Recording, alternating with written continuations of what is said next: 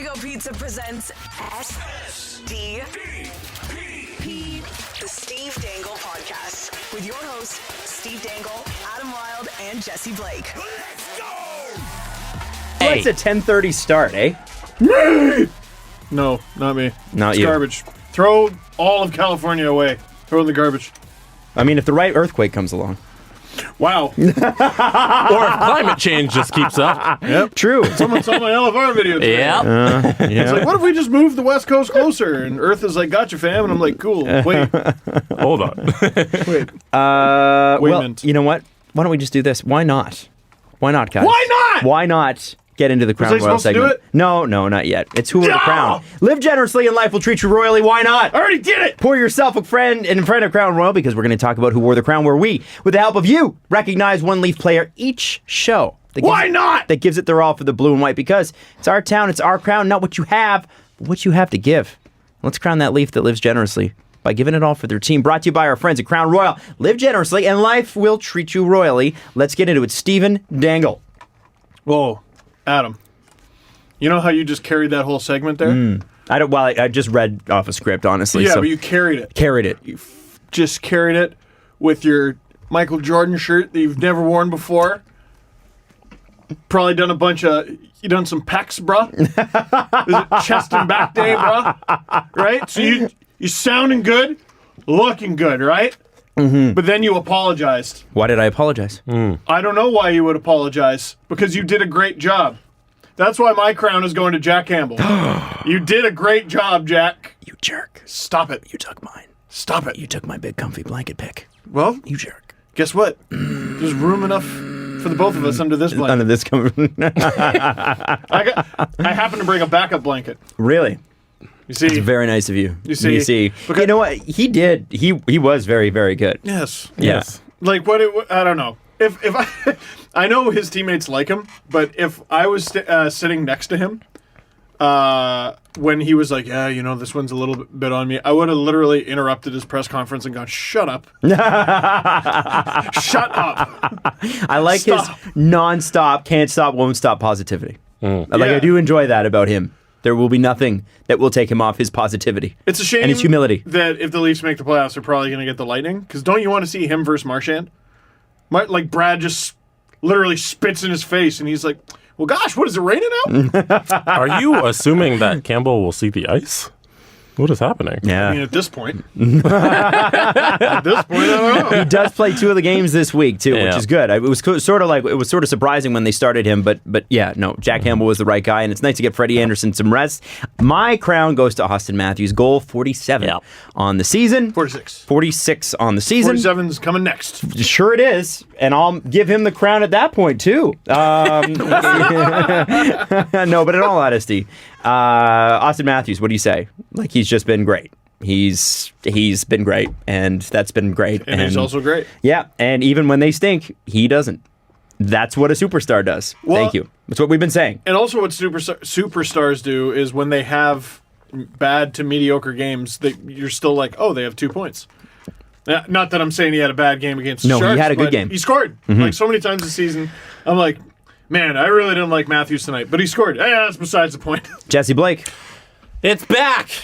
It's back, ladies and gentlemen. The return of the motivation crown. Oh. I'm handing out my crown to one player who I think needs to pick me up for the next 2 games in California. Probably someone in a bit of a crown rut. Yeah. I don't think he's honored enough. It's but been days. He's out on the West Coast, and he's probably working on his tan a little, but he already has a gorgeous tan, so he doesn't need to work that hard on it. I'm giving him a little bit of crown to boost him up for the next 2 games. I think William Nylander deserves the crown this week. Okay. Hopefully he hears this, and he hears that he got a crown, and is like, I didn't really deserve it last time, so I'm going to go out and I'm going to play extra hard next time so I earn both crowns. Yeah, so Double crown performance. he'll earn next game. He'll earn this crown, which I am bestowing on to him now ahead of time. Bestowing. It's like when you get a loan from the bank, and they're like, "Hey, here's all this money. Pay it back to us with a little bit of interest." Hey, William, here's your crown. Here it is. But next game, I expect a little bit of interest. A little bit. You got to earn the next crown plus a little something on the side. That's who gets my crown this week. Picks. For sure. Oh, never mind. It's Everybody- a conversation for after. Everybody besides Hyman, Matthews, Marner got just destroyed 5-on-5 last Yeah, night. they did. I'm sorry. That's just how it worked. Right. So motivational crowns, we give them out. That's what we got to give out this And time. hey, that's who wore the crown for this episode. Brought to you as always by Crown Royal. Next time the puck drops, why not? Why not? Live generously and treat your Leafs crew to a Crown Royal Old Fashioned. Okay. Why not? You know, I was watching Tim and Sid yesterday, and it was Alex Sixero and Sid Sixero. Brothers. And it's funny, they were talking about the Leafs. And Sid, weirdly enough, because Sid loves to troll Leaf fans. As I mentioned to you last episode, I'm not sure if you've heard it. You are the evil empire, Leaf fans.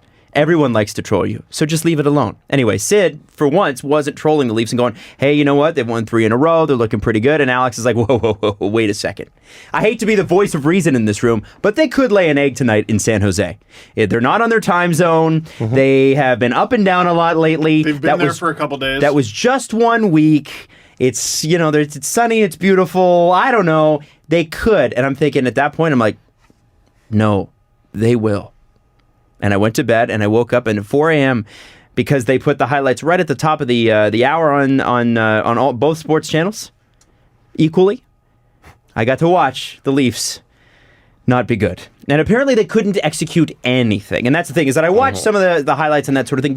The issue seemed to be that San Jose had their number and that they weren't executing on little things like passes out of the, and through the neutral zone. Really struggled. Their passing's been brutal for a month now. And I wonder if part of that's the injuries on the back end. But I took my foot off the pedal today. Can you move a little closer to the microphone? I took my foot off the pedal and my mic away from my face. What do you feel? What do you think? I felt some mercy today. I did. They had a genuinely terrible second period. It was awful. They were outchanced 5-on-5. I believe attempts was 25-5. It's insane. It's ridiculous. It's inexcusable. Shots, I can't remember what the actual shots were in the second period. But Leafs barely got outshot in the third, and they outshot the Sharks in the first. And they somehow came out of that second period where they were garbage with 2 goals to the Sharks 1 and a tie game. And arguably the sexiest goal of the Leafs season. Maybe second. Hey. Willie has the second goal of the Leafs season. Watch yourself. I mean, that Marner goal was pretty cool. That was like 2 games ago. Man, there was the Willie goal, Austin to Mitch. Yeah, the spinorama. And then Austin to Mitch. Right. Which is not the way it's supposed to go, but here we are. And then the game-winning goal I thought was a really stupid bounce. All of a sudden you're chasing the game. 50 seconds later, Evander Kane scores. I think he roofed it. That was... Whoa. It was a game that got away from them, and Martin Jones was actually good. He was. Doesn't it suck when bad goalies have a good game against your team? And Martin Marincin is still in just at least offensive zone god mode. And he almost tied the damn thing up again, or game-winning goal, to put the Leafs up. Can't remember. But did he have a good game? Listen, Adam. He might have almost tied it up, but did he have a good game? That's the question. He had a good game for Martin Marincin. Like, what do we expect? What do we expect? I expect him to become this guy that they keep telling me he is. No one's telling you that anymore. Yeah, he's pretty what he is. Funny that no one's telling us that anymore. No one. I think what he is like a 5th defenseman, and that's what he's playing. A 5th? 7th. Okay, here's one. Minimum. So Nick Barton, who we brought up last podcast, now has a Martin Marincin jersey. Yes, he does. The number on the back of the jersey is 52. Should be 69, but whatever. Go ahead. I totally agree. But what I asked on Ice Surfing, what is higher, the number on the back of that jersey or the amount of people who have it? Whoa. Dare you. Good question. How many cousins does he have? He better have a lot.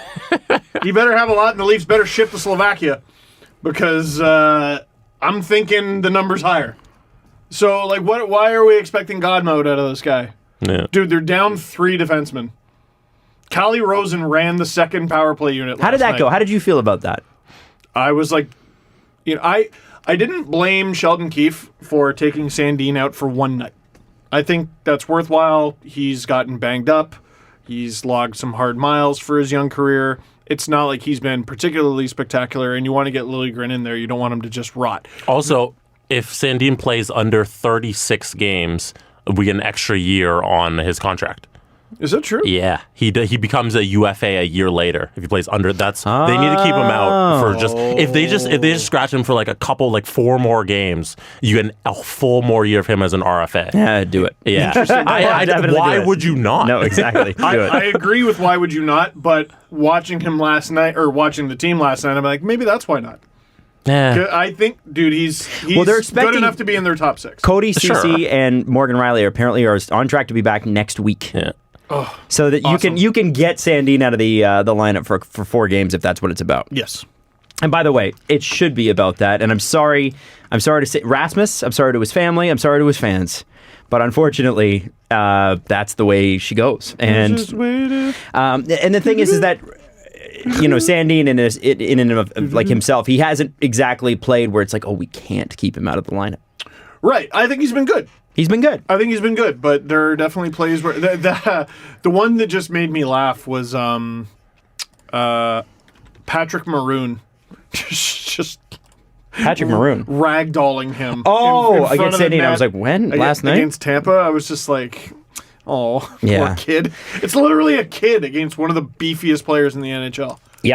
Yep, it's a bummer. Right? But, welcome to the show, man. Welcome to the show. Yeah, but it doesn't shock me that a player like that has a night or 2 off. Now, I'm going to assume that Jack Campbell gets the start against the Kings tomorrow.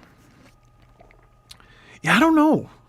I was listening to the radio broadcast last night. And then you give Freddie the start against the Ducks on Friday, right? That is my assumption. The really interesting stat I heard for the San Jose game, last year, Freddie won his first game in San Jose ever. That guy played on the Ducks. Wow. It was like his first win in 7 tries. So I don't know if they were reading into that or what. But I would like to see Jack play against his former team and then Freddie play against his former team. Although it's hard. Like Anaheim is so far in the rearview mirror for Freddie Anderson at this point, right? Like he played like a season and a half with them or 2 seasons or something. I assume the Kings matters to Jack. Yeah, I doubt Anaheim does. I don't think so. I mean, this used to be Murderer's Row. This used to be the hardest stretch of the season for the Leafs whenever they did this. These are the 3 worst teams in the Western Conference, and I wonder, even though, they laid an egg, had a bad game, and I guess they're lucky Florida packed their bags because it doesn't seem like Florida wants to make the playoffs either. What happened? I don't know, man, but I'm wondering. To me, it just seems like this is still not what we want to see. You can't be. These are the worst teams in the Western Conference. Come on. Well, no, you're allowed to drop points to really bad teams, and it doesn't matter. It doesn't matter. That? And it shouldn't. You see the Jack Todd tweet today?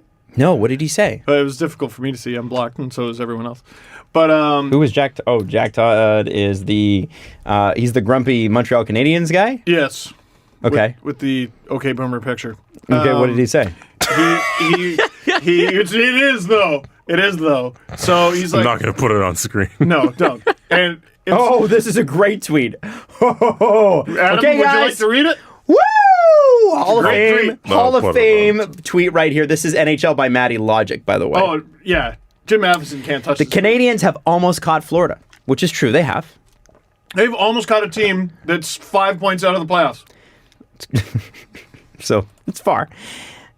They've almost caught Florida. Give them 8 points, the 8 points they dropped against Detroit, and they're going to be ahead of the Leafs, 3rd in the division. Add 4 more they lost to the Devils, and they're solid, rock solid. So the problem is not the talent. See, if they had simply won 6 games that they had lost, they would be higher in the standings. That's bad. And no one else. For no one else is this true. I think who wouldn't change spots in the standings if they won 6 games that they lost? I think maybe just the Red Wings and whoever's in first. Hey, A Winning Habit, which is a Habs blog, tweeted at him and said, hey, you know what? It's a fan-sided website. Hey, you know what? Just give them points from every loss. They'd set records and win the President's Trophy. There you go. And then Jack wrote back and said, stupid, period, comment, period. If you're going to be a jackass, the door is right over here. Oh my God. Jesus. And then someone replied and was like, 4-0 blown lead to the Rangers in November. And he said, that one too. So add on a couple. Whoa. Add on a couple. All right, we're up to 7. We got to 7. He said that one Guys. We're racking them up. So add 14 points to their 71, and they've got 86 points. Guys, the Montreal Canadiens are really just a point behind the Tampa Bay Lightning. The problem isn't the talent. Adam. The problem is that they did not redo those games. No, we need to adjust, though. we didn't. Because the Leafs blew a 4-1 lead to Montreal. And Montreal won. So because they won that game, you got to take them away. Oh. And the Leafs get 3 because it was on a Saturday in October. Right. And Mike Babcock was playing. And Babcock was still the coach. So And that Babcock was still the coach. That's a 5-point game. 5-point turnaround. That is an Do you hear the footsteps, Just Tampa? unbelievable. Leafs are friggin' coming. That's an all-time Wow. take. That It's is- a really... It is. Wow. I get the logic, but if they... Listen, If they simply won games, if they had simply not been swept by the But worst team that Detroit- we've seen in a generation, they'd be fine. If they had simply not gotten swept by the worst team since, like, the expansion Thrashers, you know, the Tampa Bay Lightning won the 2019 Stanley Cup. Had they not simply been swept, if you take away those 4 playoff games that they played, they're undefeated. What about this one from David? It's like they went 16 and friggin' 0. David says, I almost have as much money as Jeff Bezos. If you take my current net worth, subtract my debt, give me the salary of Tim Cook. There you go. hey, true. I'm almost Jeff Bezos. Actually, you don't want Tim Cook's salary. What you want are Tim Cook's stock options. They keep the CEO salary small. The stock options is where they make This their is money. the important that's part. how you hide it for taxes. You're wasting your time on this hockey show. I'm just saying. No, I'm not, because I'm not a E CEO. Hey, this is Adam Lyle doing a podcast by myself. It's just about housing, taxes, and Russian history. Let's go. It's simply the most boring podcast in the history of the universe. It would get 1 million listens. You think so? Jack Todd would love it. Jack Todd would love it. You know what? Listen, anybody can find an audience out there for any subject. There are podcasts for everything. iHeartRadio with 250,000 podcasts. Find yours. That's too many. It's I know we're on that platform. That's too many. too many. Well, and I keep saying to them, like, hey, which podcasts, though? Nah, all of them. No, 250,000. All of No, them. but which ones? Like, there's a podcast for every person in Regina, Yeah. and then some. That's ridiculous. Hey, have you heard this podcast? No, that's not my podcast. That's your podcast, friend. Jim? The dumbest sorry. thing. Wrong Jim. The dumbest thing Netflix has done is not just have a top 10 list. Well, they finally got one. They finally did it, but it's, a decade too late? true. Just have it there and be like, hey, this is the #1 show. Everyone go watch it. Well, and that's the thing. and then everybody can watch the show. What I used to like, at least, it used to be easier anyway, in radio, when you're doing a pop culture show, it's like everybody sort of watched the same show. So like Jersey Shore, everybody's watching that, so you could make Jersey Shore jokes and people would get it.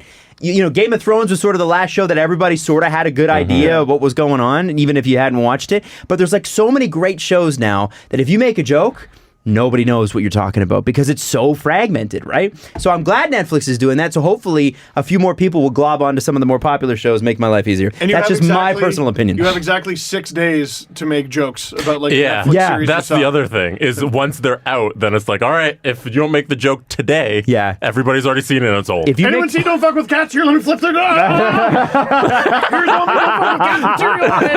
It's out there. It's if you gone. make a Mary Kondo joke now, you're oh old. my God. Oh, I know. I know. I do it all the time. You know, that's what the youth's like. Mary Kondo, right? Yeah. Am I right? Vote for me. Like, Last December, Black Mirror was the big thing. Oh, it was yeah. the one they did the Miley Cyrus string of episodes where it ended with the Miley Cyrus episode, and then they also had the Choose Your Own Adventure one. But Yeah, like you can't Bandersnatch. reference that anymore. No. Like, if you make a Bandersnatch reference, what is that? Things are moving too quickly. yeah. Get in the now, man. What is this? The news cycle. Was not a good game. Should not be dropping points, no matter what Jack Todd says about the points that the Leafs should have made up. But I mean, they've had worse losses. I'd put it that way. right, and watch out for those Montreal Canadiens, because if they ever figure out how to get back in time and beat the Detroit Red Wings, we're in big trouble. If the Red Wings had simply not lost the vast majority of their games. Imagine where they'd be. They'd be chasing a cup. You'd see Dylan Larkin hoisting the cup above his head. It'd be great. And the other ones. So the NHL has told teams the salary cap next year is going to be between $84 and $88 million. That is just a ridiculous range. I heard it was between $10 and $100 billion. I mean, and they were just like, here you go. Pretty much means the same thing, I think. Right. However, I do not fault them on this one. Really? Yeah, because the salary cap is tied to revenue. And even though we're most of the way through the season, we're not through the playoffs yet. And I hate to bring it up, but we don't know what's happening with this whole coronavirus thing. And a lot of the NHL teams' revenues, a lot of the teams that don't make a lot of money, which, by the way, most teams don't make money in the NHL, a lot of them are tied to door. And they may have to play games in empty arenas this spring, guys. This is where we are going to. Forget 84 at the low end. If this gets really bad, the cap will go down. Yep. Totally, because it is tied to revenue. So and then everyone's boned. Yeah. So this is something that, you better, for obvious reasons, and we're not a very serious show. The coronavirus thing is somewhat serious at this point, getting more serious by the day. However, the effect for on anybody sports, not watching, Steve's putting on Purell, hand sanitizer. The effect on sports, listen, we are supposed to have an Olympics this summer. We may not. They said it's happening. The IOC said it was happening. Yeah. The country of Japan said, well, it might not at that time frame. And the IOC is like, yes, it will. And Detroit. And Japan's like, well, I don't know. This is, it's all sort of, what are you thinking right now? So I think, I don't often throw the NHL a bone. I throw them a bone on this one. They just don't know. And I don't blame them. How would you know? That's true. And that is true. Sure. I would throw them a bone if this wasn't just the same thing they did last year. Yeah. If it was reactionary to this reality, I'd be like, oh yeah, good on you. But they did the same thing last year. They did.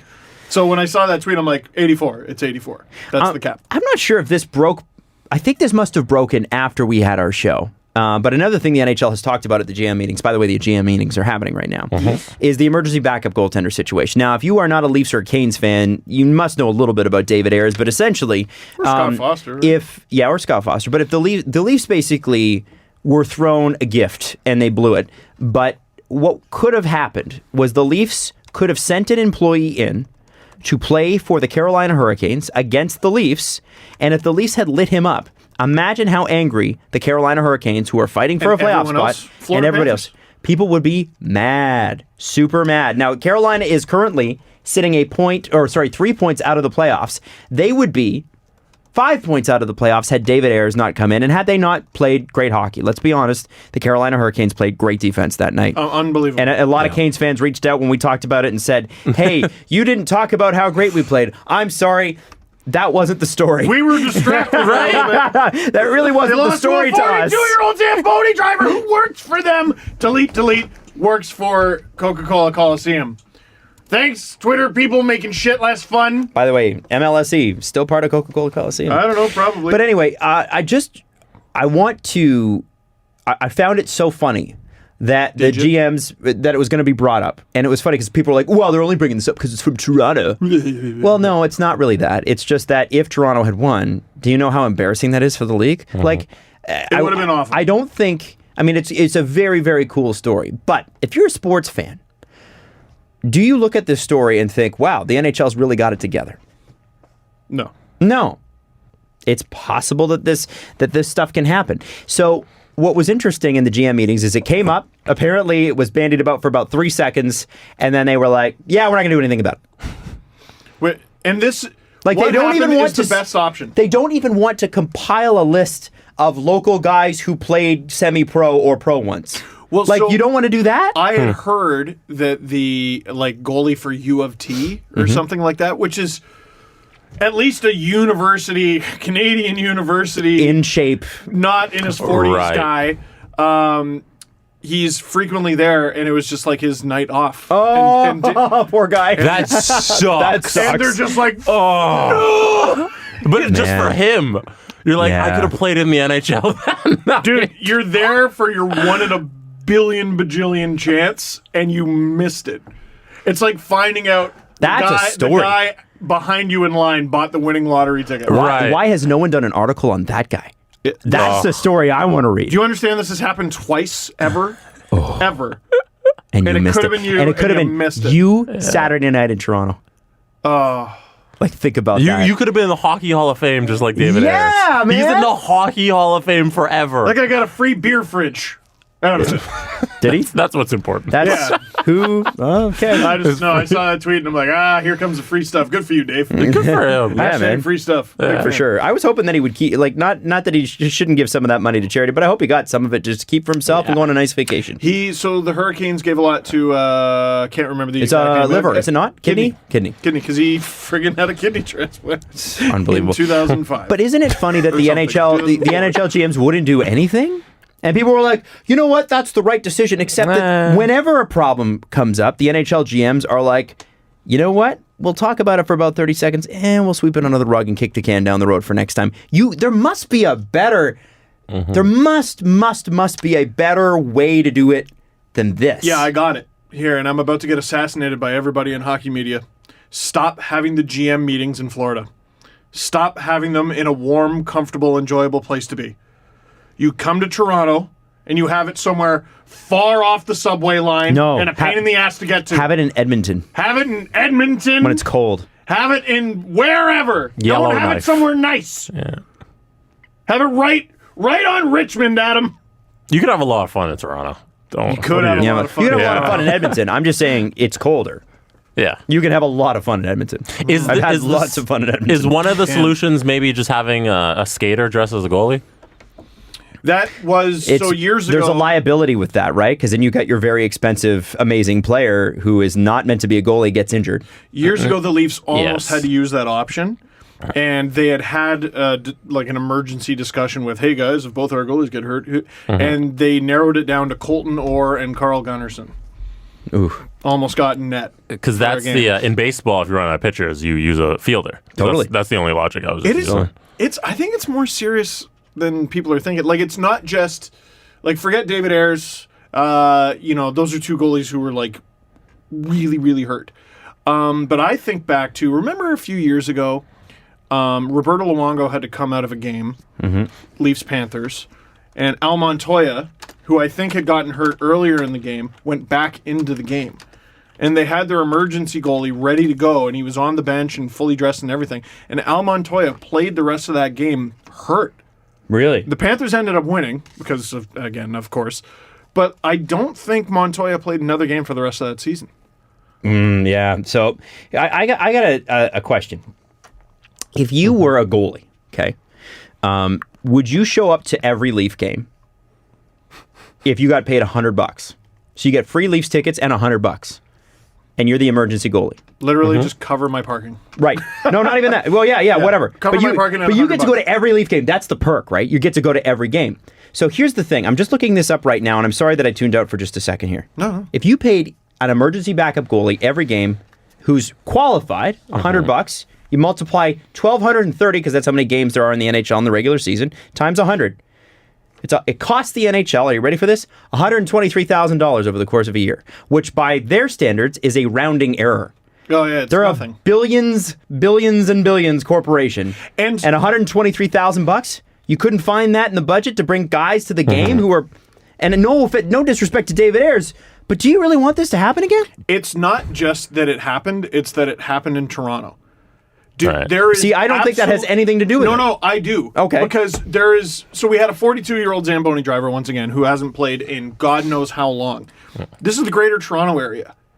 Dude, get any major junior goalie, okay, you can't get him. Get any university goalie, okay, you can't get him. Get any junior A goalie. I'm sure there were guys in the arena at the time who have played goal in like beer league that are a little more fit than David Ayres. There were probably guys who No played for disrespect the to him. Buzzers or Right. something, or like whatever, who you could have had. But my point is, be prepared. Have them Yeah. in the arena, pay them $100, and say, hey, here you go, here's a couple tickets, watch the game.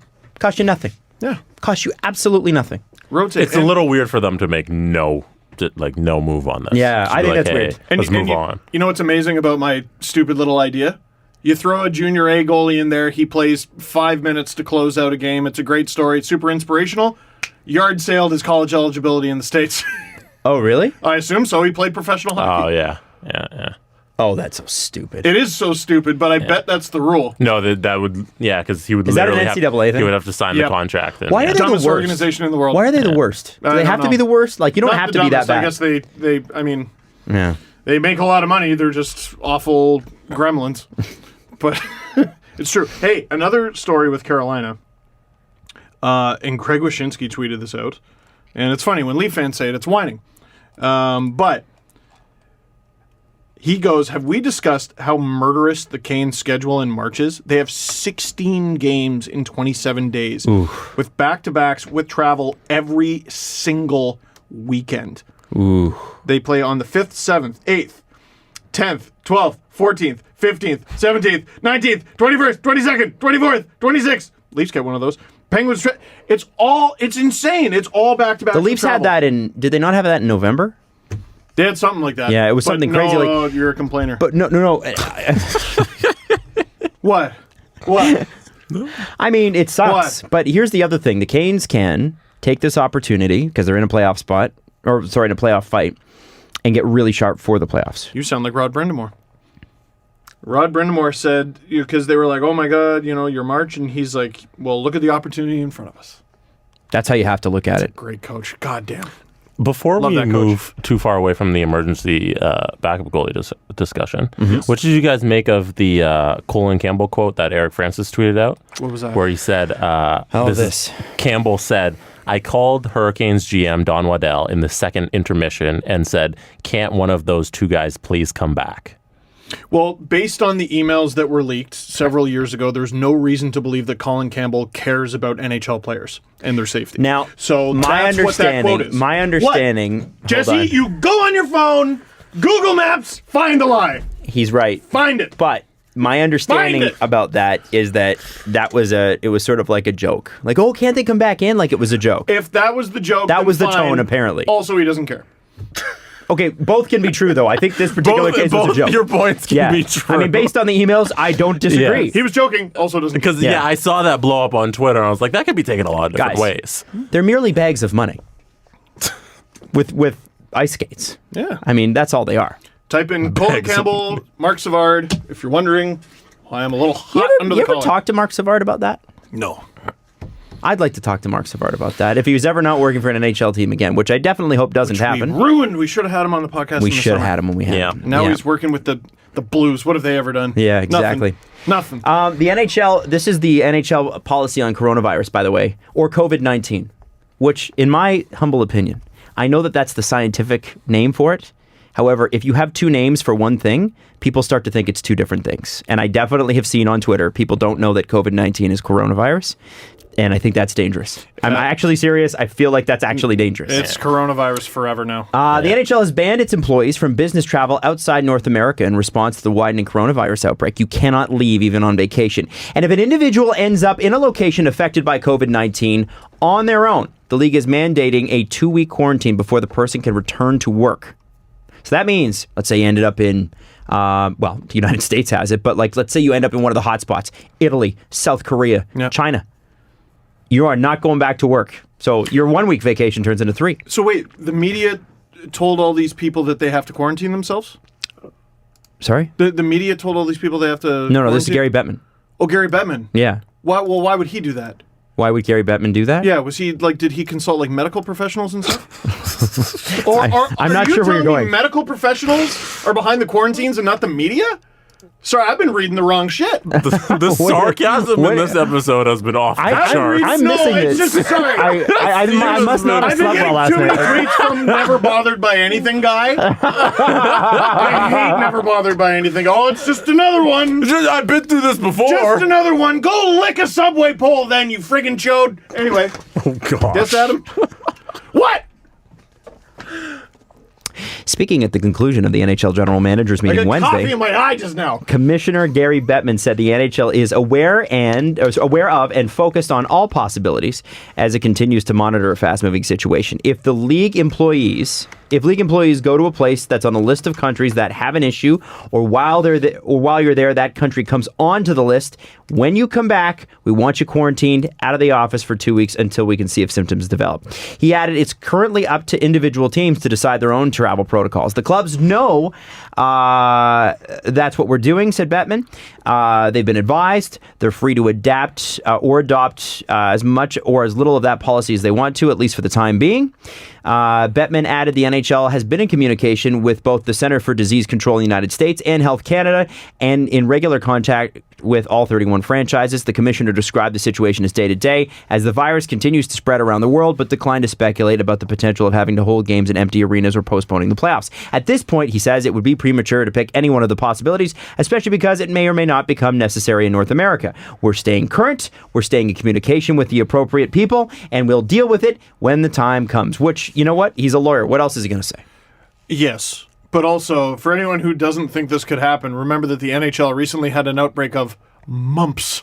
Mm-hmm. Well, especially when you consider, especially over the other leagues, the amount of equipment you're wearing, the amount of sweat. It's disgusting. And it's like, well, because you're turning your body turns into a sweat oven.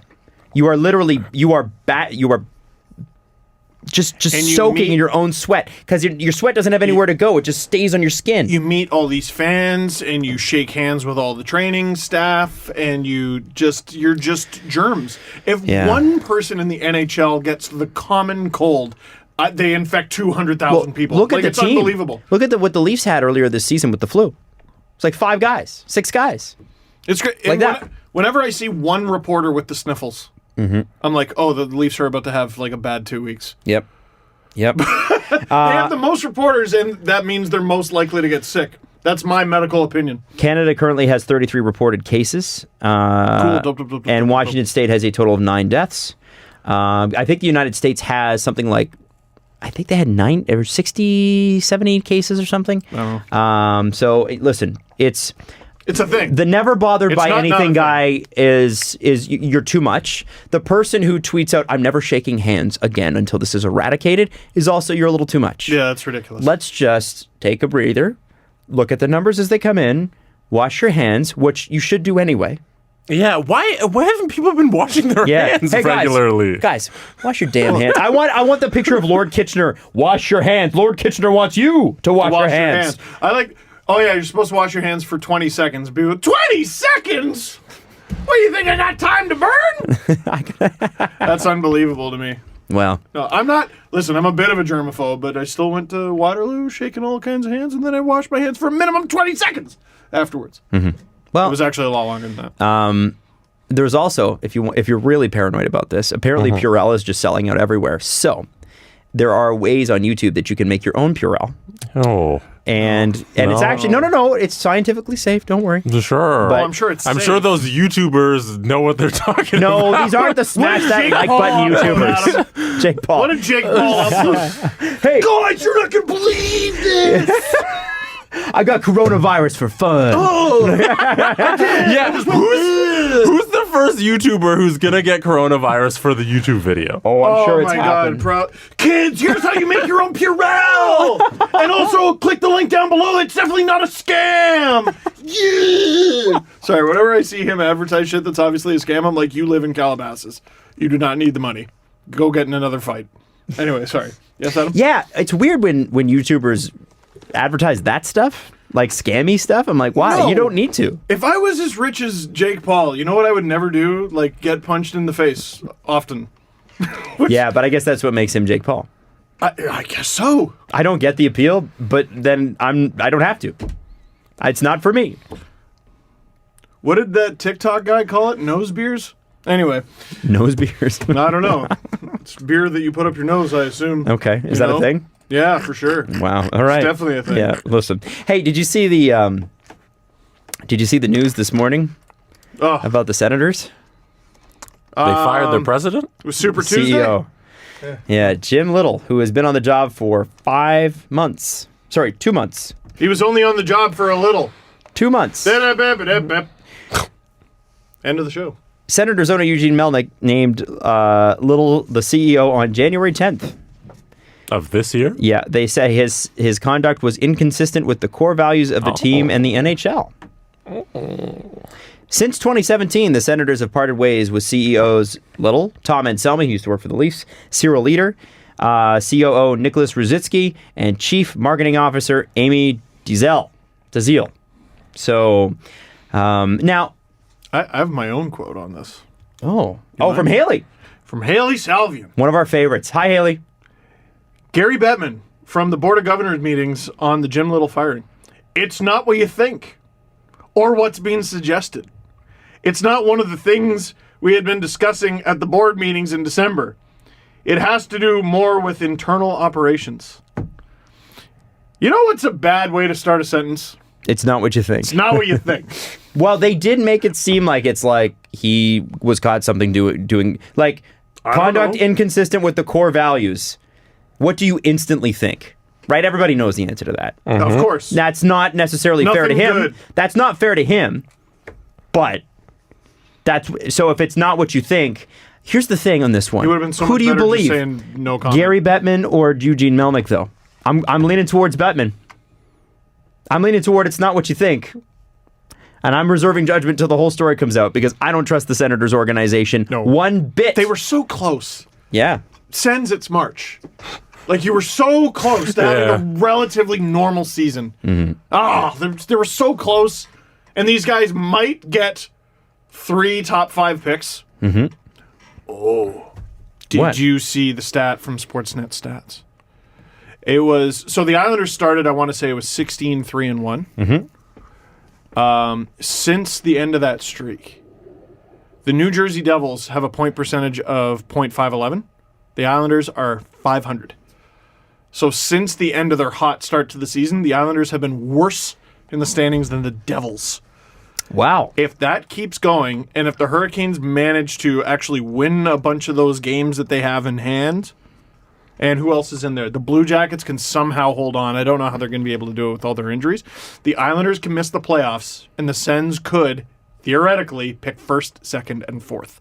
Wow. The Rangers are 4 points out as well. And have more wins than, I think it was the Islanders. They do. No, Columbus. The ping pong balls would have to bounce a crazy way. Yeah, but wouldn't you love to see it? Right. I mean, not just for Senators fans, but just for chaos theory. If you hate the loser point, by the way, have a look at the Eastern Conference wild card picture.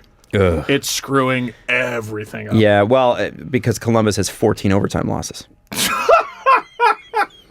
Boston. I believe they have 7 wins worth of losses. Jack Todd loves it. Boston is 0-7 in the shootout. Oh my God. In a make-believe part of hockey, they're 0-7. Now, to you, does that say they're better than their record suggests or worse?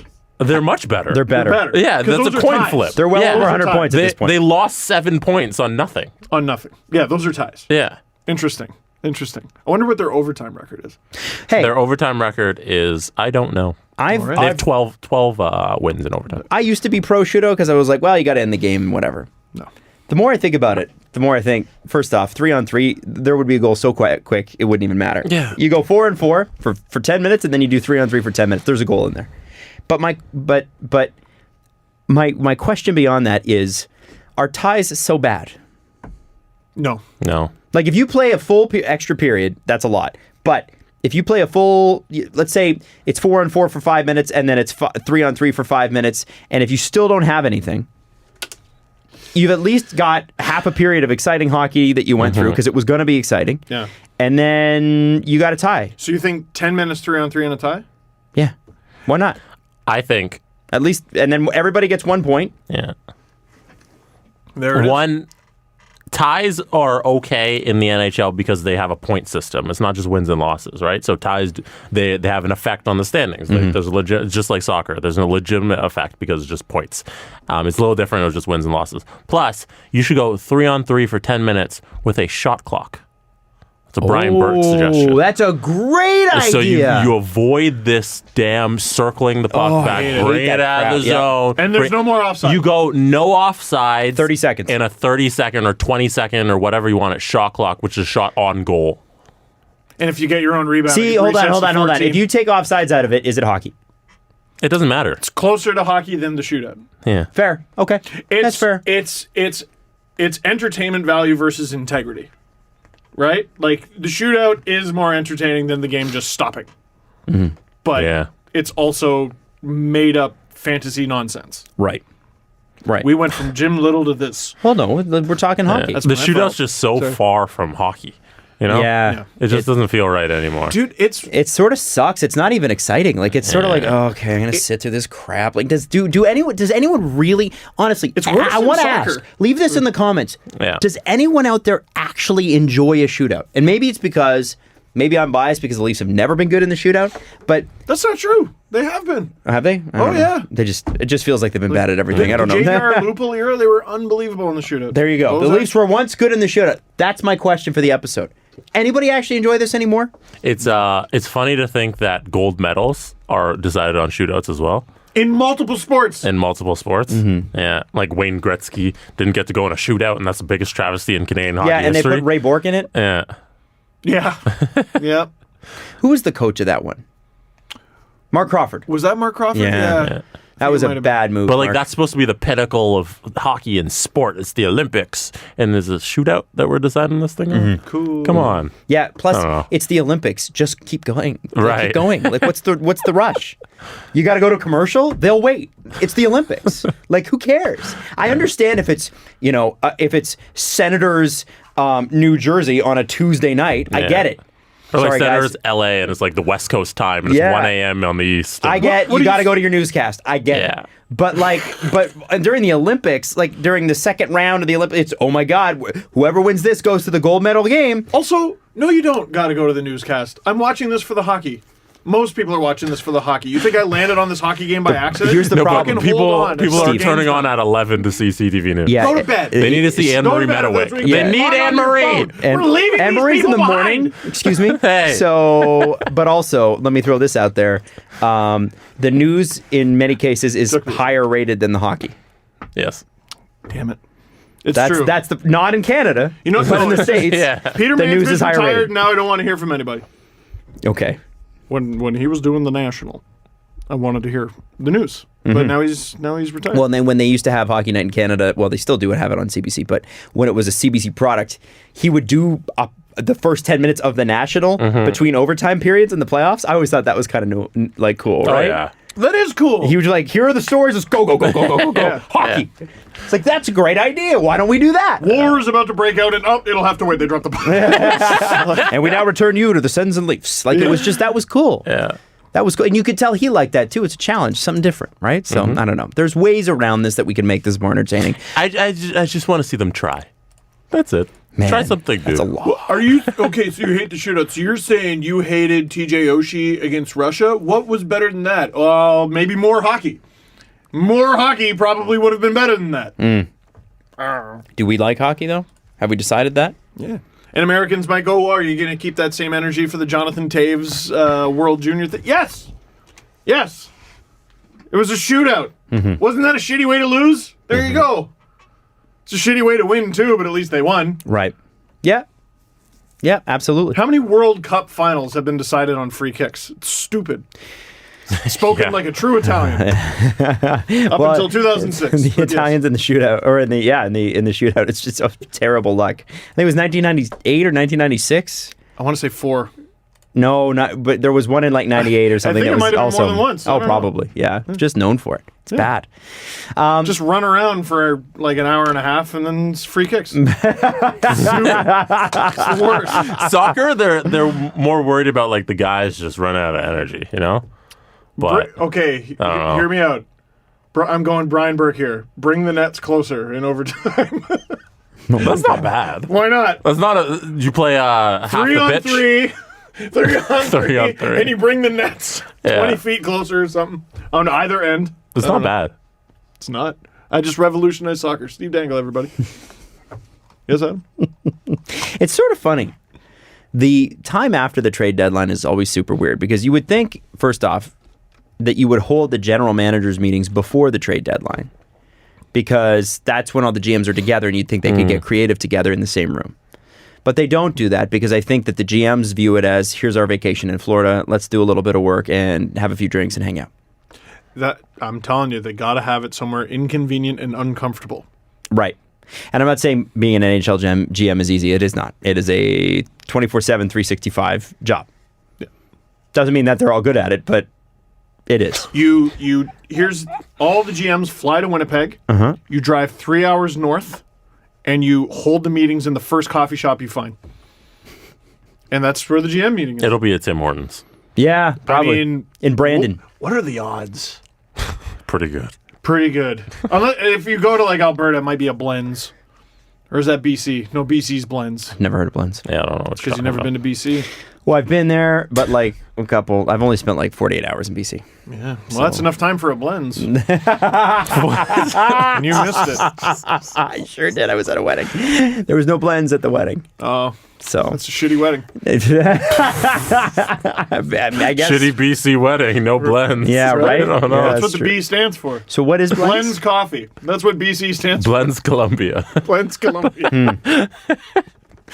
What were you going to say, Adam? No, I was just going to say that there's not a whole lot going on in the NHL right now. Right, The that's why play we're is talking about great. Blends. Yeah, I know. I was looking through the stories today. I'm going, well, that's boring, and that's boring, and that's boring, and it's kind of like, oh yeah, post trade deadline, and it's the ramp up to the playoffs, and it's the general manager's meeting. So part of it is the media are all down there too, and they're taking a bit of a breather. Oh. And so some of the stories are like, we'll post it on the weekend. Yeah. But you do, I mean, obviously they do their check-in, but they're there to have a good time too, and I don't begrudge them that. Elliot Friedman likes to get a little crispy. Does he? Well, good. I think, man, when you work that kind of job, you should probably blow off some steam at some point. Oh, after the trade deadline, I'm sure Elliot's like, yeah, no, I earned this. It was him and Kyle Bukauskas, and I can't remember what else, and they are very obviously wearing shorts under their blazers. Yeah. Yeah. They deserve it. And when you like when they take off after July 1st is over, the free agency thing's done. I don't blame them for that either. They It's like, throw their phone in the lake? in the volcano, never to be heard from would again. you ceremonially throw your phone in the water at your cottage? Because I'm assuming you have a cottage in this point. And every year you tell your employer, I need a new phone because I wrecked my old one. But I would do it a, until I would- needed and until it became an island. I would build my second cottage on my phone island. Out of phones. There you go. Yeah. Dude, you work for a phone company, right? Or a communications company. Just do it. They don't view it that way. No. They very much do not view it that way. There's a bunch of shellfish walking around with like an iPhone 6. It's moving a little slower than I thought. It's moving. Well, yeah, it's because it's a 6. Now, did you read that the European Union, there was a lawsuit that passed, Apple, and I think in the United States as well, Apple will have to pay everybody that had an iPhone 6 and I think below, and some 7s as well, $25 because they intentionally slowed down their phone. I don't believe it. It's happening. The minimum that they can pay out is $310 million. I think the maximum is $500 million. Adam, would the company that gave me an iPhone 11 do that? Well, I don't think so. They admitted no guilt in the lawsuit, so they're paying people, Then but they're not admitting guilt. Then I don't find them guilty. What do you find them then? Wonderful. Right? Okay. We started doing this podcast this year, right? Okay, good. Yeah, just making checking. sure. Yeah, good. Good. It's the best. Okay, well, listen, maybe we should do our announcement now. Should we do that? Sure. We also have, whenever we get there, we have 173 press conference questions we need to get through. Oh. So, Okay. Okay, I have a question for the press conference. Okay, should we do the press No, conference? we'll save it. we'll save it. Oh, you do? Announcement. Well, hang on. Hang on. Why don't we start the press conference? Okay. I'll get the announcement ready to go. Okay. Steve? Question. Question from Steve. Oh, we got away from the music. Oh, Okay. The Steve Dangle Press Conference. Question for Steve. From Steve. whoa. Go ahead. Oh, in our lifetime, will we see full face protection in the NHL? Yes. That was one of our questions. Oh, there you go. Last night, Arturi Lekkonen's skate came up, hits Johnny Boychuk right in the face. You see the instant panic skate off. Lou Lamoriello announced today Johnny Boychuk received 90 stitches. Oh, gosh. And a lot of them were on his eyelid. So, but his eye's fine. He's expected to make a full recovery, etc. He had 90 stitches on his eyelid. Is that all? That's all. That's a lot. That's a small place for a lot of stitches. You know, he's a hockey player. Well, I don't know if it was all on his eyelid, but he's a hockey player. You know, he's like, couldn't have gotten 10 more. You 100%. He wants that triple digit. He wants to be able to say it. I got 100 stitches. 90? I wonder how many players in history have had 100 stitches on something. Like Borje Salming. Probably Borje Salming. That skate to the face was nuts. Terry Sawchuk maybe cumulatively. Yeah. Yeah, I don't know. In one fell swoop. How many? Can you look up how many Taylor Hall had when he got stepped on by Corey Potter? Also, that was a point Jeff Merrick brought up on ice surfing. Like, no real rule was implemented after a guy's head literally got stepped on. It's crazy, by his isn't own it? teammate. So what makes you think? 30. I'm surprised. He looked like a mutant after that, poor guy. I just, like Jason York, played in the 90s, early 2000s. He was saying yesterday, he's like, I'm soft now that I'm a former player. Like, there's no reason for it. And you got these billionaires, these huge companies with billion-dollar players, and they're missing needless time because of injuries that could have been prevented. It doesn't make any sense to me. And people go, oh, well, you're bubble wrapping the game. What's next? Blah, blah, blah, followed by ridiculous scenarios. Dude, neck guards exist. And no, I know they don't protect for everything, but neck guards exist and cages exist. Right. And who'd you rather see play? Sidney Crosby or someone else? Yeah. Well, and Owen Nolan had his career as a Brian Leaf Berard ended. Brian Berard, his career as a Leaf ended both because of needless iron injuries. They didn't need to happen. Mm-hmm. Then I saw a lot of people go, well, it's harder to see with a fishbowl or it's harder to see with a cage. It's harder to see without a cornea. Yeah. I've heard that. I'm not a doctor. Haven't had any experience with it, but I've heard that. So here's the... oh, you don't want to hear about eyeballs getting sliced open. Oh, you don't want to hear about that. This is a fun way to start the press conference. Well, I agree. Maybe. How about we do the announcement? Should we do the announcement? Yeah, there you go. All right, hey guys. Oh, they don't want to hear about that? Ladies and gentlemen, a Steve Dangle podcast live. Yeah. Yay! You already know that Steve Dangle will be in Kingston, Ontario. Jamaica. Oh. Kingston, Ontario, April the 4th. Ooh. April the 4th. Be with you. Guess what's going to happen after his book signing? We're going to the mansion in Kingston, and we're doing a live show at the mansion, and then we're sticking around for the game so we can all hang out. Yeah. So we're doing 506 Princess Street, the mansion in Kingston, April the 4th, Steve Dangle Podcast Live. Check out info at mansion.rocks. .rocks? What is that, ROX? Yes. Actually, no. You know what? Just Google Spell it for me. The Mansion Kingston. It's themansionkingston.com. Kingston. If I can do it, then the listeners can find do it. So I click. But Adam, I can't see my screen because I was stubborn and wanted to prove to all my friends that I'm a guy by not wearing a cage at beer league. 506 Princess Street. That's right, Kingston, Ontario. Oh, Saturday night, April the 4th, which what I time? believe that is to be announced. Just wait, okay? I believe it's probably gonna be around 5:00. Like around 5. Yeah. I'm just asking. I didn't firm up the time. People will be asking. It will be a ticketed event. Oh, okay. This is an alcohol serving venue. Oh. Charge will be $10. $10.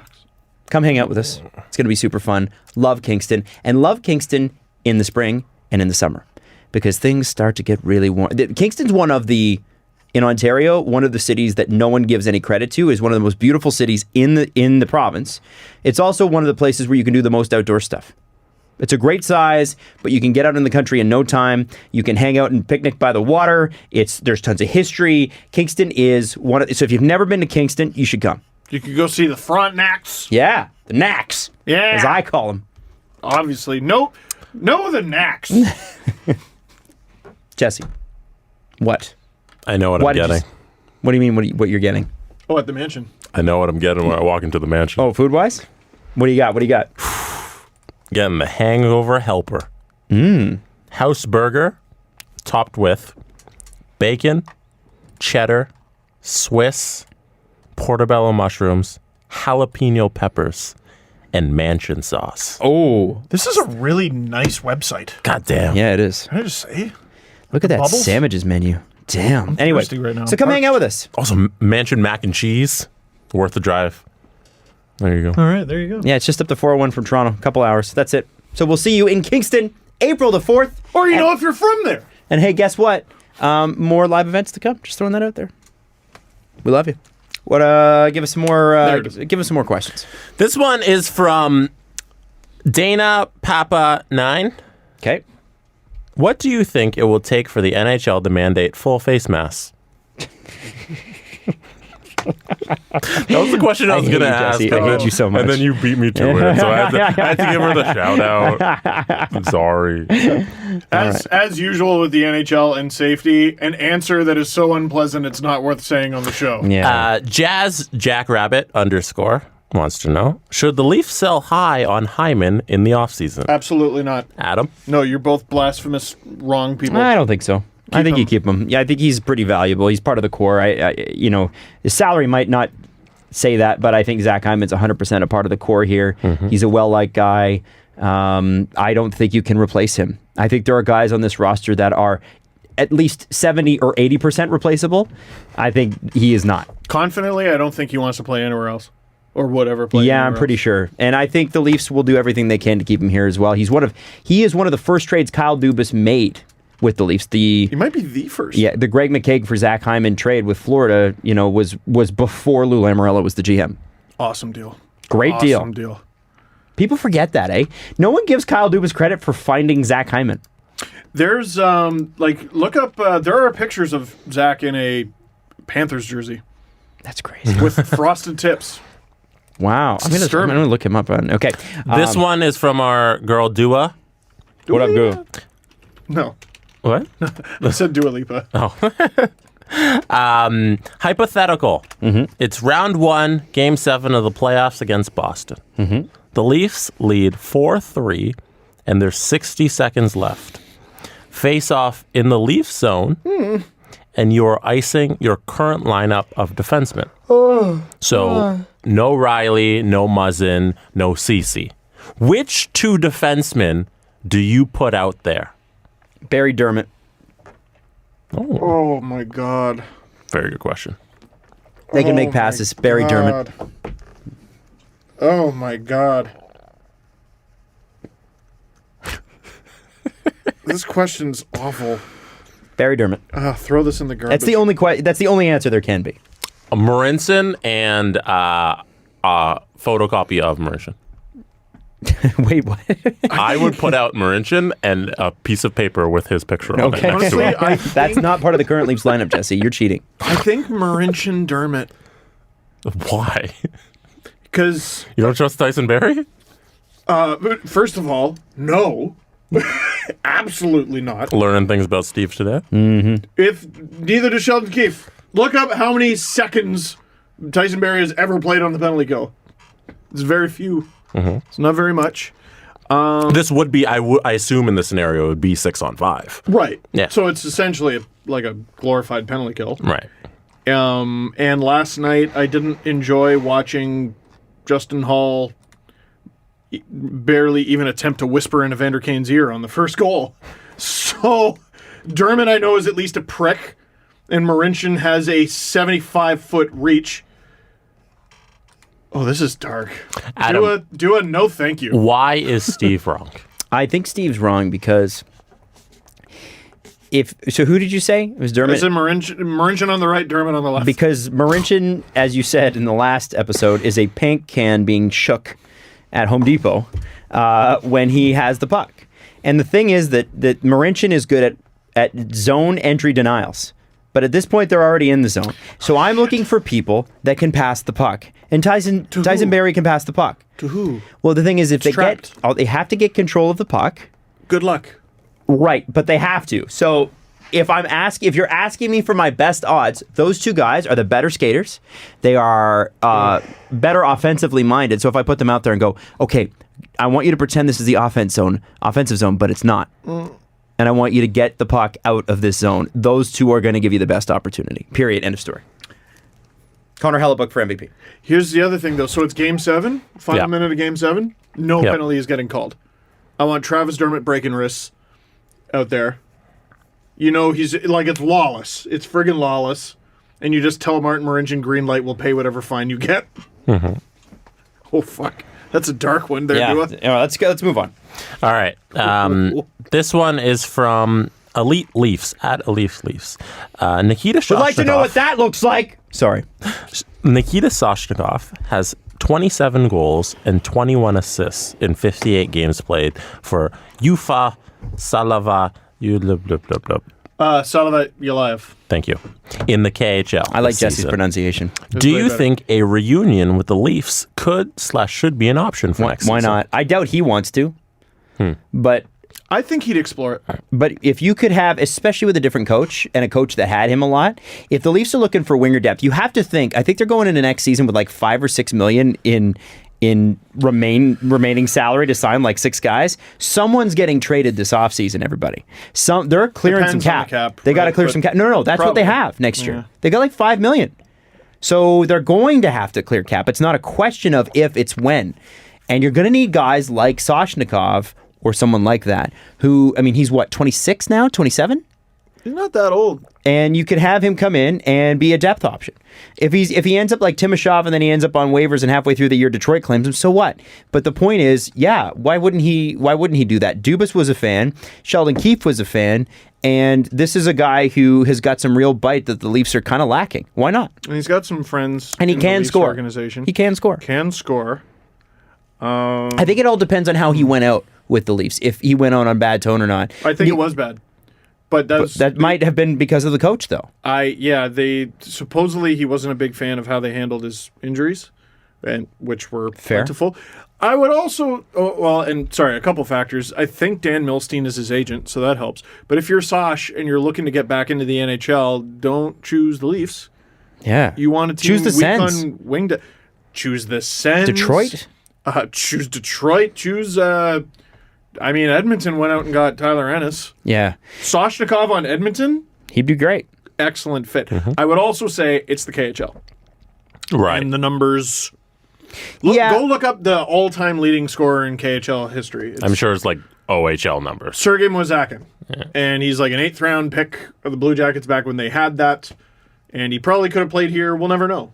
Like He doesn't want to, though. He likes it there. Yeah. Consistent KHL all-star. Nigel Dawes. Tim Stapleton. 2005 World Junior. Tim Snipleton was a friggin' KHL all-star. Mm-hmm. Like, it's not the same. It's not the same sport. You're not the same. Whoa. This one's from Stat the Obvious _ That's a good name. I'm gonna do a little slash on this question. Mm-hmm. How many current GMs do you think will be gone before the start of next season? So slash, who do you think is getting fired by the time next season starts? Who's going to fuck off? Yeah. I'm sorry. That just reminded me of my boss when I was in landscaping. Everything had to be the F-bomb in it. So instead of going, hey guys, can you go around to the front? They'd be, hey, can you fuck off to the front? It was great. It's one of those, right? Oh my God. But at the end of the job, he'd get you a pop and a wheel, right? No. No, he would not. No, he was a gigantic a-hole. So I got stories for the book. So GMs who are going to be Jason fired. Botterill's got to be one for me. Botterill's top of the list. I think Dale Talon is low-key on his way out in Florida. Generally speaking, when you sign a $10 million goalie who sucks and then ownership tells you that you need to cut $10 million from the budget, you're probably going to get shit-canned. Do GMs who've already been fired count? No, This season? we're No. asking like who. Because like Ray Shiro was already fired. Who is right now is going to be fired between now and September? Now in September. Botterill for sure. Botterill. Talon's a good candidate. Talon, I think, is going to... I think Talon's gone. I think it's time for Stan Bowman to go in Chicago. That's my opinion. Ooh, you might be right there. Yep. And listen, I know he's done great things, but Doug Wilson has left the Sharks in a really rough spot. I don't think it's his year, but I think you better watch because they're not getting better unless they get a great goalie. And even then, what are they? That's an interesting one. I think they probably, if you're Doug Wilson, your whole job is to pitch management on this being a one-off. This will not happen again. We're going to go right back to contending next year. We had all these injuries. We're going to be fine. If the Sharks are right around the same spot around Christmas, off with your head. Yeah, He's so gotta maybe be gone. he won't be gone by September, but he might be gone by Christmas next year. And it's not because he's not a very good general manager, but the last couple of years, kind of like with Stan Bowman, you're great until you're not. Yeah. He's made some decisions. I still stand behind. I know Erik Karlsson puts up a ton of points. That was the wrong deal. No. The Vlasic deal is rough on them now. Burns. Although at the time, Not even, trading Thornton. yeah. Like, come on. Yeah, well, and I wonder how much Thornton held that up. I don't know, but he's like, I only go to legitimate contenders. Well, what is that? What's a legitimate contender? Tampa was a legitimate contender last year. They got swept. I would have been I like like, what Simmons did. Put me on a playoffs. Yeah, Simmons didn't give me a chance to fight. Obviously, didn't have any options. Yeah. So he's like, well, Buffalo's closest. I'll try them. Yeah, and I think he's a business owner in this area. I think he owns property and stuff like that. That's what I know he owns a lot, like where we grew up. Great. Okay. So, yeah. You know, that's the thing. I think there's probably 3 or 4 guys that you can definitively say because a lot of them have been replaced, and a lot of them are teams that are like, we're rebuilding. Now, if you had a rational mind, Bergevin in Montreal would be on your list. Yeah, But that's a good one. You cannot put him on your list. Jeff Yeah. Molson is not going to fire Mark Bergevin. It doesn't matter. It's not going to happen, especially not this year. Maybe, I mean, they've missed the playoffs now, and assuming they do, assuming that, again, that they don't win 4 games against Detroit between now and and April, the Montreal Canadiens need Carey Price to play at a .920 save percentage to make the playoffs, and that's a lot. That's a tough ask in today's NHL. I just don't think that they are a good enough team, and they've missed the playoffs now 4 out of 5 years. I mean, what else in Toronto? I could tell you he'd be gone. Oh yeah, But it's different. It's different because you've got a singular guy. dude. Yesterday, Michel Therrien was trending because Habs fans were calling for him to come back. No, don't make it worse. And this is how it goes. There's 2 names in the conversation if Claude Julien gets fired, which there's no reason to fire him. But there's 2 names in the conversation: Michel Therrien, Gerard Gallant. That's it. No, okay. French name. Here's if I'm a Canadiens fan, what I want is a guy who's competent and is willing to learn French. Mike Babcock. We're talking right? guys. We're talking about GMs. No, GMs it's not though. about the coach, but whatever. GMs. Sorry, I was talking about coach. Yeah. And Julien will be back next year, by the way. Bergevin's such a weird GM. They're loaded on prospects. They're loaded on picks. He consistently wins trades. And He's got tons of cap room. Tons of cap room. He cannot give away his money. Yeah. He's never weaponized it, though, the way he should have. And he could have given away his money. He just refused to do it. So this is the thing. I think each year he thinks that they're ready. And then he goes, well, better keep that cap room. Might need to add at the deadline. Oops. And then, unfortunately, it doesn't work out for him. Well, and that Montreal system is the best in the sport, is it not? It's close. It's so right in there, man. I really like it. If these guys can turn the corner and be NHL players soon enough, then Mark Bergevin has saved his own rear end. And he deserves to be commended for that, for building a system. It's not easy. He might get the martyr ring. The Dale Talon ring. I don't think so. The guy who built the team but gets fired ring. He's got a contract till 2022. Or who built Anaheim for Berkey to win it? He ended up in Ottawa, and he has sadly passed away now. Oh my God, Brian Murray? Brian Murray. Yeah. Brian Murray built the Ducks, and Brian Burke finished off the Ducks. Mm-hmm. Bunch of Brians, though. They made it happen. Next question. Yeah. Comes from Chris Pronger was good. Yeah. The Corey Haslam. He's just wondering, if the Leafs make the playoffs, is there any way Sheldon Keefe is up for Jack Adams? No. No. You don't see it? I don't think they got to be the only way staggeringly good. The only way a Toronto coach wins the Jack Adams is if they surprise. Yeah. I think the way it's voted on, especially, reporters will go out of their way to not vote for Toronto things. I mean, you could see, not that Toronto's deserved a lot of things in terms of like individual awards in the last 45 years, but you could see based on the votes, even when Curtis Joseph was at his best, Freddie Anderson when he was at his best, not even a Vezina nod, and deserved a couple years of that, at least when it comes to Cujo. I think not even like a nomination. I think that there are people that will go out of their way to not vote Toronto, and I understand why. It's because everybody's based out of here, so you don't want to seem biased. I don't see a Jack Adams in the future for any Toronto coach. The only time I thought maybe it could happen was Mike Babcock when the team squeaked in that first kind of run that they made against Washington. And he deserved consideration that year. He did. He was great. I would, if they squeak in, John Tortorella really needs to be front and center in that conversation. Someone at Sportsnet yesterday was like, why not Todd Reardon? A team that was supposed to be good and is good with Washington. Like, what's wrong with that? I don't think there's anything wrong with that. I just think that's not who it goes to. Not usually. You know who I would give it to is Bruce Cassidy. He took a Stanley Cup winning team, Stanley Cup losing team, and allowed them not to be hungover or complacent. They had a short summer. They came back, and from get-go, from day one, Boston has, and they've people are like, well, they went through a couple slumps. They have 96 points. What kind of slump is that? They went through a couple 10-game stretches where they went 500. Yeah. Oh God. Yeah. Can you imagine? Bruce Cassidy, to me, and John Tortorella are the two nominees that are shoo-ins, at least in the Eastern Conference. In the West, I mean, I could see Colorado, Jared Bednar, with the injuries he's had. Nathan McKinnon, man, I'm telling you. Yeah, but it could be a Bednar McKinnon kind of year. And how do you not look at Dave Tippett with Edmonton? That's a good one. Shit. I like that. That might be it. Yeah, I'm just leaning so much towards the Bruce Cassidy thing because I think there's not enough recognition for just, the great team is doing a great thing. Great. I agree. Like, we always want to reward, the underdog, they did this thing. But what about the team that just beat up on everybody because they're the best? You got to reward that sometimes. Who won it last year? Was it John Cooper? Like, just because the Lightning were so undeniable? I don't know who won it. I can look it I up. think it was. Well, and that's great. He should have. They were that good. Yes. And then the playoffs, but And you could, if Winnipeg makes it, I guess you could throw a couple votes at Paul Maurice as well. A lot of Winnipeg fans just had aneurysms. Barry Trotz. Barry Trotz, The because Islanders. they surprised. It was they came out of nowhere. And you know what? Oh, He last deserved- year. Yeah, Yeah. he Oh, did I thought you deserve were it. saying this year. I'm like, No. they've been trash. I didn't mind that. I don't mind that at all. Nope. I don't mind that. That was shocking. I picked them to finish dead last. Yeah, me too. Me too. No, for sure.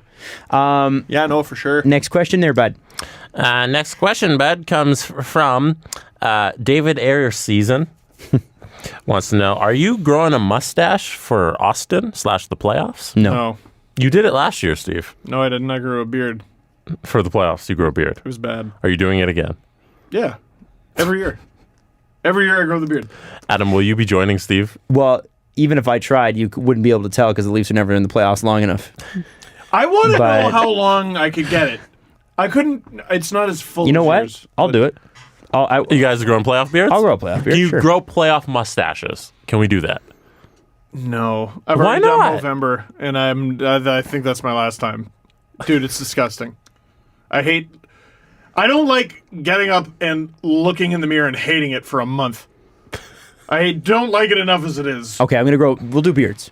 You're not going to do I'm doing mustache beards. either. No, I'll do a beard. I'll save them. I haven't done Movember since like 2013 when I had the wicked handlebar. Remember that? Yes, I do. It was delicious. So I might do that again Okay. in November. Screw you for Okay. even having like I know. follicles there or whatever. I know. It's way. I'm lucky. I don't know what it is. I got lucky. Bare baby bum. All right, so we'll do playoff beards, and we'll get all the listeners. Yeah, yours Everybody is it's listening. nice that yours is all prepped and ready. Mine's getting ready. Now, are you going to let it grow I can, if that's what for we're the doing. playoffs? That's what we're doing. Yeah. Okay. See, Day one of the playoffs. Are you I'll gonna, let it now? grow. Are you going to shave, or are you going to let it? Or are you just going to keep it? I'll and then- probably just let it go. Okay. I kind of like that you got a bit of a head start because I want to see how crazy yours can get. It might just be a week. Just you as guys. a point, I want to see how crazy you can get in a week, Jesse. They might lose in the first round. No, whatever. Tampa and Boston, watch out. We're okay some nights. Leafs are coming for you. Right. Let's not hype up these beards and then they last for 6 days. I think I'd be afraid of you, like if you were clean shaven. My dad grew a goatee for like the better part of a year, and then he shaved it off, and I was like, "Don't come near me." I'd look like a child. Yeah. Yeah, because you minus your age like 10 years when you don't have a beard. When was the last time you didn't have facial hair? Because I have known you when you didn't have it. You shave been a the while. mustache sometimes. Yeah, I shaved the mustache just to keep it lower than the rest of the beard because it Yeah. looks ridiculous with the mustache is Right. real thick. But I don't know. It's been like 2 years. So sometimes I cut it all the way down and then it's just stubble everywhere. But yeah, it's been a while. All right. Well, that's what we'll do. That's what we'll do. Playoff beards, guys. If you I look younger when I grow a beard. So bad. This one's from Look at That Mango. Hey, look at it. If you put one lasagna on another lasagna, is it 2 lasagnas or one big lasagna? One big lasagna. I think it's one big lasagna. You have to look at it like the Power Rangers. What? it's a Megazord. Yeah, it's Megazord, for sure. Go, big lasagna. Which, by the way, what? I just want to thank that person for giving us the idea of putting a lasagna on another lasagna. Yeah. I think we should do that. I don't know why more people are not putting lasagna on lasagna. Lamanas? Not tonight, but I'm down. Stacking lasagna. Stacking. Final question from 5A1A Mander. There's a real name. I think, no, they were spelling salamander with a 5 and a 1. All right. Which teams not currently in the playoffs will go on a run? I'm going to change this too. What do you guys think the final playoff picture is going to look like, looking at it right now? Besides the obvious. What do we got? Can I cheat off your screen? Yeah. I'll bring up the playoff here. The playoff race, the standings. That's the word I'm looking for. Go, big lasagna. So in the East, we're going to pencil in the top 3 in the Metro and the Atlantic. Mm-hmm. So we'll pencil in Washington, Pittsburgh, Philly, and Boston, Tampa, Toronto. What do you guys think the wild card looks like in the East? I want it to be, and I think it's going to be, Columbus. And I think the Carolina Hurricanes are going to get in. It really could be anybody. The East is just full of teams dying to not make the playoffs. Yeah. Right? Like, here, let me go up to the Metro. There are a lot of rebuilding teams in the East. The Flyer, by the way, everyone is sleeping on the Flyers. Yeah. Everyone. I was crazy wrong about them. They're 8-2 in their last 10, and they're second in the Metro right now. Right now, we have a Philly-Pittsburgh first round. Yes. Pittsburgh just lost 6 in a row. They won last night. They have 82 points. So they're probably going to be third in the Metro. The Leafs have 78 points, third in the Atlantic. Islanders have 78. Blue Jackets have 78. Carolina 75. Rangers 74. Panthers 73. And then beyond that, Montreal 71. You should have beaten the Red Wings. But out of all the teams in the wild card picture, Islanders, Blue Jackets, Hurricanes, Rangers, Florida, one of them is above 500 in their last 10. And it's the Rangers. Sjorkin is still out with injury. Oh, Kreider hurts them so much. I want to say the Rangers so bad. Because Columbus right now is in the second wild card. They have 32 wins. Both the Hurricanes and Rangers have 35. And even the Panthers, who are, 5 points back of the Blue Jackets, have 33. They're 5 points back and they have more wins. I want to say the Rangers in the East. But right now, I just don't think we're going to get any surprises. It'll probably be. I will say I think the Islanders are going to miss. They've been brutal. Yeah. Now it's not gone well for me when I've bet against the Islanders, but on this one, I think Carolina. There's such an undeniable spirit to that team, and Columbus is just dragging their own corpse. Right. It's crazy. Well, and what might hold the Hurricanes back? On one hand, there's a shitload of points up for grabs. On the other hand, are either their goalies back yet? Because on back-to-backs, you're really going to test that depth. Like, they have Nedeljkovic, and I don't even know who the other guy is. Guys, Jim Little's made a statement. Oh. Jim Little is fired CEO of the Senators. This is breaking. Now we know why. He said, I was looking forward to helping the team and the city and the Ottawa Senators. I wish the employees, the players, and the coaches well. They deserve our support. The statement made today by the team contains some language that deserves some clarification. On Valentine's Day, the owner and I had a personal disagreement over an approach that I had been pursuing. I am a strong-willed person, and the disagreement included me using some very strong language with him over the phone, including swearing, which he did not appreciate, and for which I later apologized. It was these events, to my knowledge, which led to my dismissal. Any other inference from the statement is wrong. Very interesting. So that was Valentine's Day, and this is 2 weeks later. Very interesting that Gary Bettman's like, it's not what you think. Well, I mean, Eugene Melnick meddling in his team's affairs is exactly for sure what I think. one of the things I thought. That's exactly what I think. So let's get back to the playoff picture. I just thought you should hear that. Playoff picture is, I think we can pencil in St. Louis, Colorado, Dallas. I should probably look in the West. So you agree with Steve's picks in the East then? No, my picks are Columbus, Carolina. Are those Steve's picks? Yes, sorry. Yeah. Jesse, what are yours? In the East? In the wild card. I 100% agree that the Islanders are going to fall off. I love Carolina. Just seems the last couple of years they've seemed to just be able to rally their fan base and the guys there. So I don't want to bet against them. And I'll take the odds on Columbus. So, yeah, I agree with you, Adam, with Columbus and Carolina. Oh, my God. Let's go to the West. Hey, guys, the Eugene Melnick accounts are alive again. Remember the quote-unquote Eugene Melnick defender accounts? Oh, no. So, Jack Max 14140182. Wow. I truly feel sorry for the capital O on this one, capital owner as well. So he capitalized owner. Constantly let down by the people who he trusts. It's hard to find good people who appreciate the opportunities he gives. Bravo for taking such swift action, Mr. M. Hashtag Sens fans love you. Love that you get such high standards. Hashtag Kiev Sens fans. Yeah. Go Sens, go. Oh, boy. Ooh. Damn. This sounds like the sort of thing where we're wrapping up the podcast at the worst possible time. I know, right? Ah! All right, in the West. Holy shit, the Pacific Division. Okay, so yeah, Dallas is comfortable. See, I think we'll the Central Division's cool. Yeah. But the Pacific is like, I don't flip it, no. Some of those might even fall. Yeah. Edmonton's making it, Vegas is making it. Yeah, let's pencil in those two. Yeah. So we got 5 spots in. St. Louis, Colorado, Dallas, Vegas, Edmonton. Calgary, So we got 3 spots left. And then you've got Calgary, Vancouver, Winnipeg, Minnesota, Nashville, Arizona, all within 3 points of each other. Yep. That is unbelievable. So pick 3 teams. I'm a fan of Vancouver. I like those young guys. I think they're going to sneak in. Especially if Markstrom comes back. They need Markstrom. Yes. They That's very important. goaltending it's overrated as a narrative. They literally just need goaltending. Yeah. Right now, Calgary is in a top 3 spot in their division with a -5 goal differential. That's ridiculous. Yeah, they had a Plus rough start, 10. though. Look at Arizona. Outside of... Wow. Yo, Taylor Hall is burning money. Burning it. Hey, underrated? John Chayka for the GM conversation? Maybe getting axed? Oh, getting axed. Dude, you went all in and got worse immediately. Yeah, That's so Taylor tough. Hall in 62 games has 50 points. In how many games? 62. Nope. Dude, MVP. No. And You're the MVP and we paid 15 of those are goals. Taylor Hall has 15 goals on the season? Yeah. What? He's got fewer goals than Zach Hyman in more games. Is Zach Hyman going to double the number of goals that Taylor Hall has this season? He just might. William Nylander will.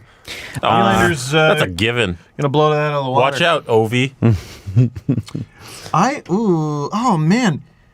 What is it? I cannot keep up with the Preds. They were one of the hottest teams in the NHL, and I just found out they've lost 3 straight. Yep. It's hard to know what the Nashville Predators Yeah. are up to. It's hard to keep up. But I'm going to say this. Okay, here are my picks. So for the third Pacific Division team, because that's what we got to pick. Yeah.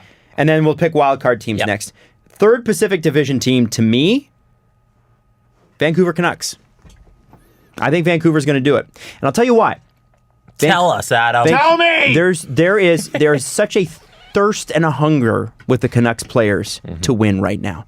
They want this so bad. Pettersson's playing injured. Besser's out. Markstrom's out. They want, but the stories around the Canucks, even though people are really mad at them in Vancouver, are great. They're ones like imagine the Canucks if they make the playoffs in a third spot in that division.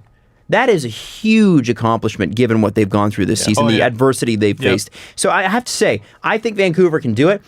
There's something weird about the Calgary Flames. Now, they are my number 1 wild card pick. I think they're going to be in the wild card, but the Calgary Flames have had a weird year, just like the Leafs had. You know, the Bill Peters stuff. The Bill Peters incident aside, him not being their coach is the best thing that happened to their season. We knew it needed to happen. We knew it couldn't happen because Treliving had already gone out of his way to hire Bill Peters. But Bill Peters not being their coach is the best thing that could have happened to their season. But they still are a deeply, like the Leafs, deeply flawed team who are a little bit inconsistent and we can't figure out why. And just because I hope and pray that they do, so Connor Hellebuck has a chance at the MVP. There you go. The Winnipeg Jets squeaking in at number 8. Sorry, Minnesota. Sorry, Nashville. See you later, Arizona. I say Vancouver, Nashville. In the wild card. Now, who is your Pacific Division third team? Actually, I think that'll be Vancouver. Calgary gets pushed down to one of I the... think we all agree Vancouver gets that third slot. And I'm going to throw this hot take out there. Edmonton makes the Final Four. I think so. They're going to beat the brakes off of whoever they play in the first round. They're better than Guys. Calgary. They're better than Vancouver. The only thing I'm upset about is that we may not see an Edmonton Calgary first round. Yeah. Edmonton Vancouver is going to be good, but it's not Edmonton Calgary. Imagine this year. Yeah. Imagine this year we see a Philly Pittsburgh and a Edmonton Calgary. Oh. Yeah, that's Come unreal. on. That's unreal. That's better than pizza right there. Okay, calm down. I would eat that over pizza any day. I wouldn't. Not Panago pizza. No, I wouldn't do that. Panago pizza. If you took those two rivalries and stacked them on top of each other, is it one rivalry? Good question. Right? It's funny. Panago pizza, based out of Vancouver. Right? Mm-hmm. So what are they cheering for, do you think? Where do you think the fourth man? I'm saying Arizona sneaks in. Calgary or Vancouver, Calgary, Arizona somehow. Putting my bets. Arizona. I think so. They've invested too much. Phil Kessel is going to will that team to the playoffs. They've invested too much in this team for this year for them not to just at least sneak in and lose in the first round. Sportsnet go. is screaming for the standings to stay put. Oh, yeah. Right now. 5 Canadian teams making it. Hell yeah. You know who? Let's do You know this. what you guys are gonna hate? Phil Kessel's point totals from this year. Not great. Oh, I know. It's what does he have? 30? He has 14 goals and 22 assists in 67 games. That's 36 points. Not good. I mean, Diminished sort of- role. Diminished role, but we also knew this was going to be his career trajectory. Mm-hmm. When he falls off, it's going to be sudden and steep. This guy had 92 points, 2 years ago? Yep. Yeah. He does one thing and he does it on a world level, you Yeah, it know? doesn't all work world out. level. And that's it. It was cute when he was in his 20s. Yeah. Now it's not cute anymore, and you're going to fall off hard. And now you're just going to be this overpaid guy. He's getting paid by 3 teams. Could have won the Conn Smythe 3 years ago. Or something like that. It's what a bizarre career. Listen, he was an awesome hockey player. He's still obviously good enough to be in the NHL. Yeah. But Also, is it fair to say, okay, if it's Kessel, if it's Hall, who leads the Coyotes in points? Maybe they just can't score. the way they play hockey, it's Good players go there to die right now. Kinda.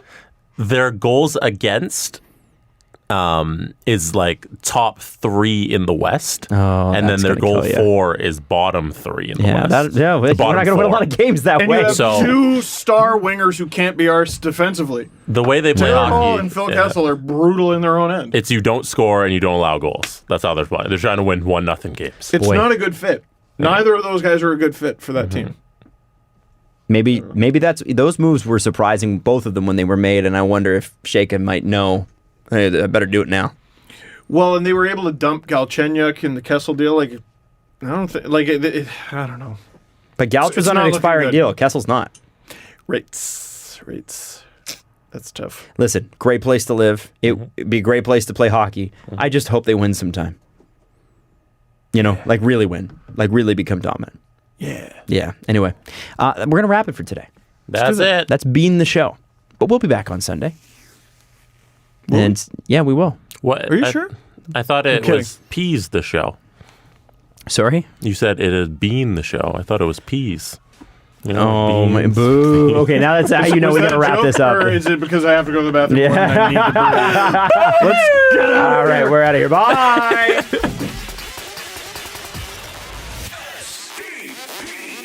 The Steve Dangle Podcast. Follow the guys on Twitter at Steve_Dangle, at Adam WYLDE, and at Jesse Blake. Brought to you by Panago Pizza. Order at panago.com and stuff your face with deliciousness. Connection complete.